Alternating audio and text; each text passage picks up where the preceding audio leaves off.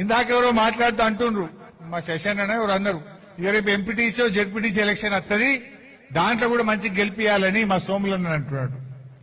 ఈ దెబ్బకి ఇక పెడతాడు, ఇక పెట్టడిగా ఇంకా పెడతాడు. ఈ సింబల్ లేని సర్పంచ్ ఎన్నికల్లోనే గూబ గుయ్యం అనిపించింది రేవంత్ రెడ్డిది. రేపు కారు గుర్తు కనబడ్డది అనుకో, మైండ్ బ్లాక్ అయిపోతుంది రేవంత్ రెడ్డి. గుద్ది గుద్ది చూపెట్టారు జనం. కారు కనబట్టే కేసీఆర్ కనబడతాడు, కారు కనబడితే బీఆర్ఎస్ కనబడుతుంది. రేపు నాకైతే నేను అనుకుంటున్నా, ఈ సర్పంచుల దెబ్బకు ఈ 4000 సర్పంచులు బీఆర్ఎస్ గెలిచినాక ఇంకా Revanth Reddy MPTC ZPTC election పెట్టే ధైర్యం చేస్తాడని అయితే నేను అనుకుంటలేను. ఎంత పోతాడు ఇక పెట్టాడు, ఏడాది 2 ఏళ్ళ దాకా పెట్టాడు, అసలే పెట్టాడు. ఇక నాకైతే ఒకటే, ఆయనకు ధైర్యం చాలుతుందని నేనైతే అనుకుంటలేను. కొద్దిగంత అకలున్నాయి, అర్థమైపోయాయి. అన్నం ఉడికిందా లేదా చూడనీకి ఒక మెతుకు ముట్టుకుంటే చాలు.